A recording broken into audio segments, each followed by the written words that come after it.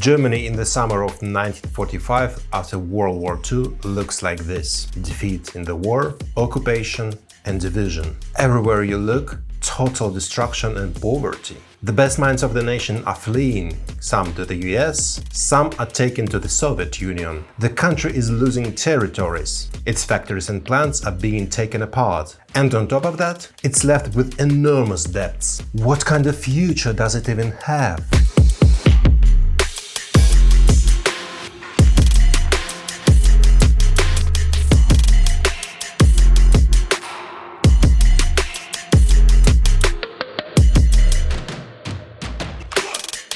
The best cars, medicine and trains in the world, the most famous and respected clothing brands, really great football, the best roads and beer. So what do Germans do to achieve that, and who helped them?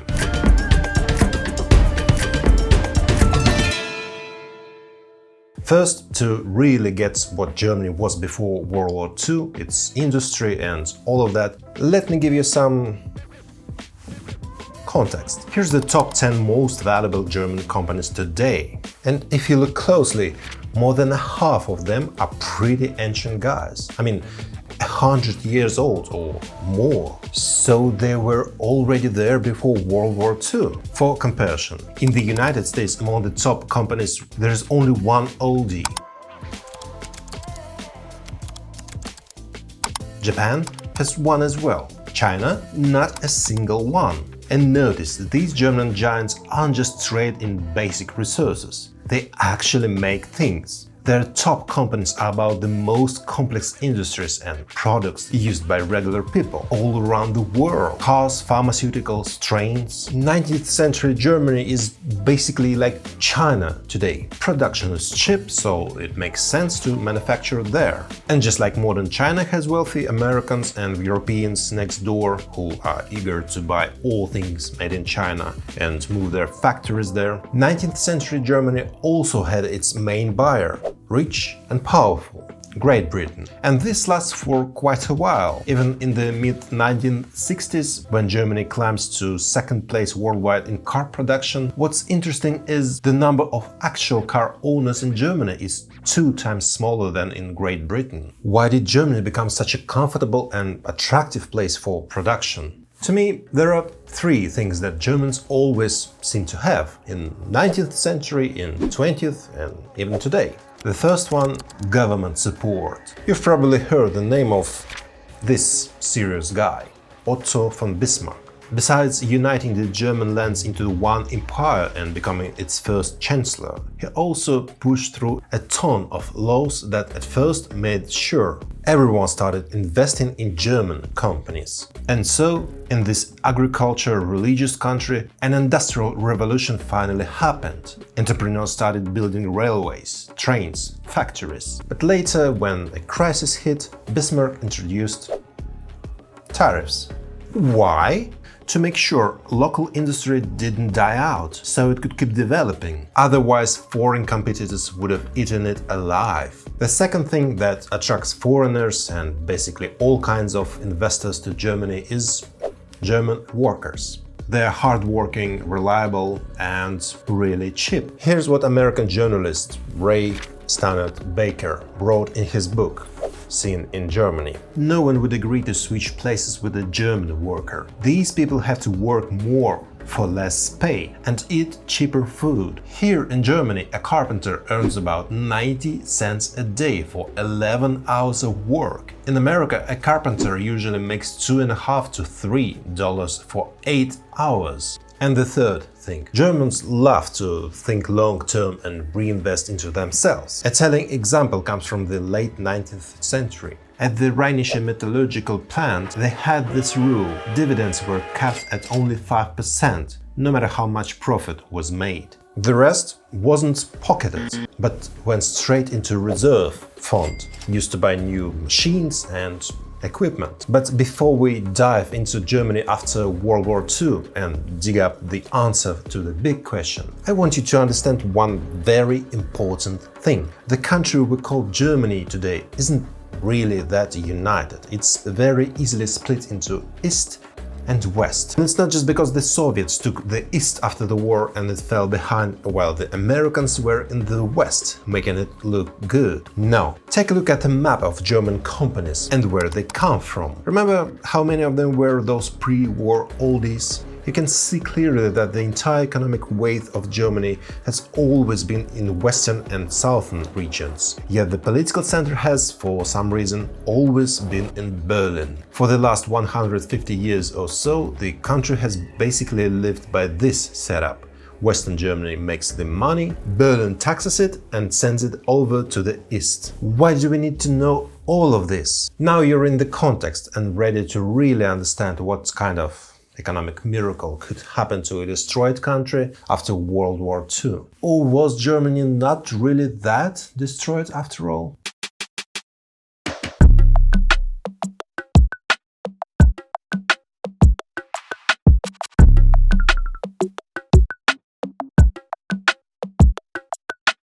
By 1945-46, every second person in the country was unemployed. Every third person couldn't even afford their own coffin. And only every fifth child had their own bed. Take Dresden as example. It looked like this. Or Köln. Before the war, 750,000 people lived there. And right after, only 32. The problem wasn't just housing, but money itself. Sure, Reichsmarks existed physically, but morally, nobody cared about them. Let me explain. Imagine an average worker in the Ruhr. That's the most industrialized region in Western Germany. He earns 60 Reichsmarks a week. He's also got a chicken that lays around 5 eggs a week. He eats 1 egg himself and trades the other 4 for 20 cigarettes, because back then cigarettes were a more stable currency. 1 cigarette was worth about 8 Reichsmarks. So what do we see? The chicken makes 3 times more money than its owner. And when an entire country lives by this kind of trade, eggs for cigarettes, boots for beer, people stop working productively and instead spend their time searching for whatever goods they need. By May 1948, the average German was wasting 9.5 working hours a week just to buy food and basic necessities. That's basically a whole workday gone. And this when another seriously looking man shows up, Ludwig Erhard. He's the Minister of Economics and later Chancellor. And he comes up with a radical currency reform. On 21st June 1948, across the whole country, it's announced: citizens, your Reichsmarks are no longer valid. But you can exchange them. No, not for cigarettes. For our new Deutschmarks. But don't get too excited. Each person will only get 60 marks total. That's it. 40 right away, another 20 a month later. And whatever money you might have had in the bank, it was exchanged at the rate 10 to 1. You hand in 10 Reichsmarks and you get only 1 Deutschmark. If you didn't manage to exchange them, tough luck. The old money just burned out of existence. Why did they do it this way? If you look it up, the first thing you'll see are glowing reviews like "Here he is, the creator of the economic miracle.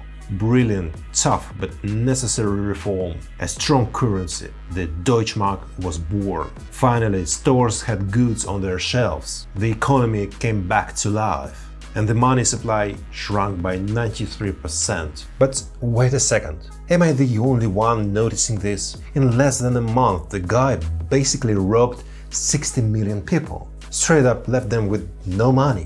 Hero? Sure, hero. And you know why? Remember how I told you Western Germany was more industrially developed than the East? And you also remember those photos of ruined cities, right? But what about German factories after the war? Do you think they look the same as the cities? By the end of the war, the Allies, mainly the British and Americans, bombed the hell out of residential housing and the really obvious military sites where tanks and bombs were made. But the rest of German industry barely touched. Only about 6.5% of factories were destroyed. In other words, the industrial monster was still there, ready to be used. But how do you use it without a normal currency, when people preferred eggs and cigarettes over money? You can't exactly sell cars for eggs or pay wages in cigarettes. And so Erhard's harsh currency reform ended up benefiting exactly those people who owned businesses, real estate, and had large stocks of goods. Ordinary workers, they suffered. Surrounded by ruins, they had little choice but to be glad they were alive and not stuck in East Germany, where they would have been shipped off to the Soviet Union for reconstruction work. And I'm serious about their government's attitude towards its own people. Here's the real conversation Erhard had with the American military governor. How dare you change the food rationing system when the country doesn't even have enough to eat? Governor, I didn't change the rations. I cancelled them. From now on, people need not ration cards but Deutschmarks. And you'll see they will work really hard for them. And Erhard knew the Germans well. Turns out he was right. After the reform, store shelves filled up with products. Factories restarted production, and Germany became once again what it had always been. A country where you could produce almost everything cheaply and with good quality. The result is this. Starting from 1959, Germany was once again in the top 3 biggest exporters in the world. In other words, one of the countries that produced the most and sold the most to others. And here comes another very important point why it was so easy for Germany to climb back to the top. You've probably heard of Marshall Plan, the thing the Americans came up with to rebuild Europe after the war.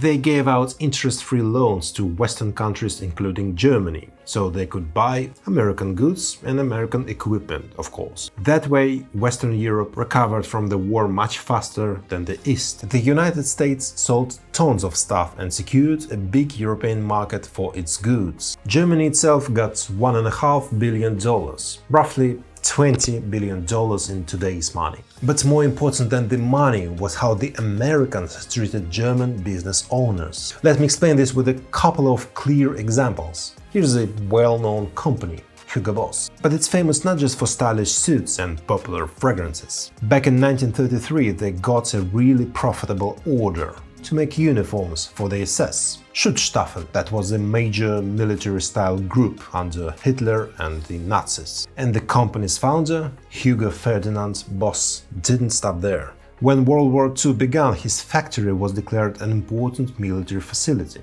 and they started producing uniforms for the entire Wehrmacht, basically for all German soldiers. And who was producing it? That's right, prisoners of war from France and Poland. Some of the survived workers later recalled that the factory was hardly different from a concentration camp. Hunger, filth, and exhausting overtime. But when the war ended, Boss himself claimed that he only joined the Nazi party and made uniforms because otherwise the company would have gone bankrupt. So here's the question. What happened to Hugo? Was he executed? Hanged? Was the company shut down? Nope. Hugo was declared a Nazi collaborator and stripped of voting rights. He was fined 80,000 marks. And that's it. After that, he lived out his life peacefully. The company carried on, soon released its first men's suit and became a symbol of style and elegance. Today, Hugo Boss employs tens of thousands of people. And instead of Wehrmacht or SS officers, its faces now are American celebrities like Ryan Reynolds, Gerard Butler or Jared Leto.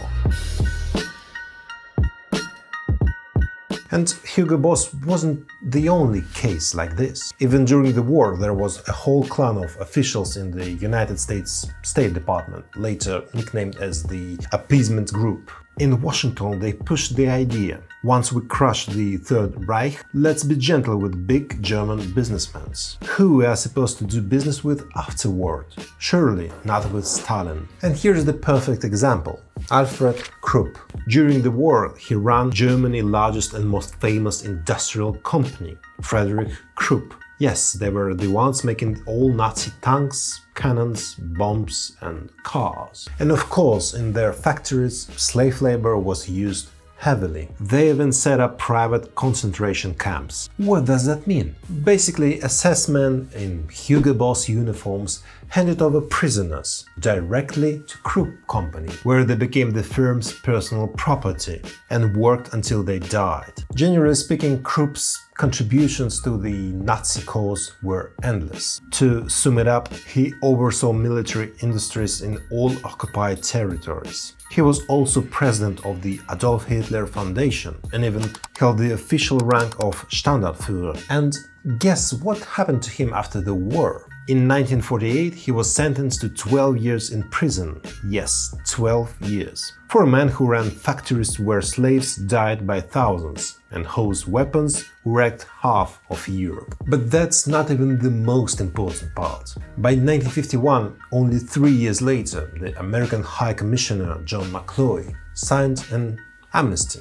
And by 1953, Krupp was free again. He got back his personal fortune, once more took charge of Krupp Company, revived the factories and happily ran them until his death in 1967. So at this point you and I probably have the same question.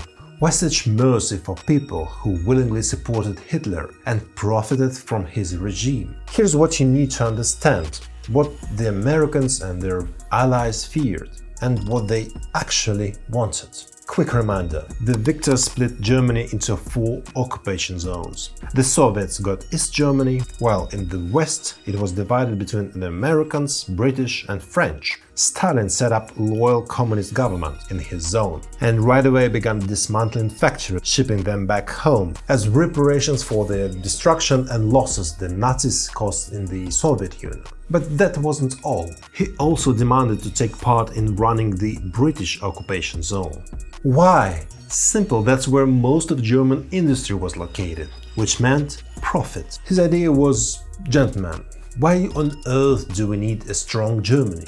It can attack someone again. And look back. After Germany lost World War I, it was left drowning in debts and poverty. Here's a banknote that literally says 1 billion marks. A billion. That's how insane the hyperinflation was in Germany after World War I. And all those humiliations, they pretty much paved the way for the Nazis, for populist Hitler to grab power. And so it seems the Western allies weren't eager to make the same mistake again. Guys from the West also understood perfectly well. Stalin's plan of not letting Germany get rich was only the beginning. The real goal was for communists to take control of the whole country. And as we all know, poverty and despair and the anger that comes with them can push a nation into any kind of dangerous ism. And the best cure for that is prosperity. You can't teach democracy to hungry men. That's why the factories that once produced bombs and tanks were restored. Why clothing plants kept working. People needed jobs. And the easiest way was to keep the existing businesses running. As for nationalization, the Americans would never allow it. They were too afraid of communists. And who could manage those factories better than their original owners? Exactly. No one. So they let them get back to work. And you've probably heard that after World War I, Germany was crushed by insane reparations. In other words, the country that lost the war had to pay off debts to the victors. So how did the Americans handle German debts after World War II? We're talking massive debts here. 379 billion Reichsmarks. And what happened? That very same currency reform carried out under the protection of the United States Army simply wiped the debt away. And to make sure communism from East Germany never spilled into West Germany, they turned the country into a real showcase of capitalism. It's incredibly stupid to slap cliché on the Germans, like they're all one way or another. First of all, there are 84 million of them. Second, everything changed. In the 1950s, people fleeing from East Germany were in high demand as workers. They were escaping the regime and were willing to work for pennies. But as I said, everything changed, and today jokes about them sound more like this. What's the difference between an Aussie, an East German, and a Turk? Well, the Turk speaks German and actually works. Or why are Chinese people so cheerful? Because their wall is still standing. See how ironic is that? Germany was officially reunified in 1990 and everybody was supposed to be happy. But judging by those jokes, folks in the West aren't exactly thrilled about feeding the ones living in the East. But there is one thing that's always worked for Germany in every era, making it one of the most developed countries in the world. Doing business with Germans is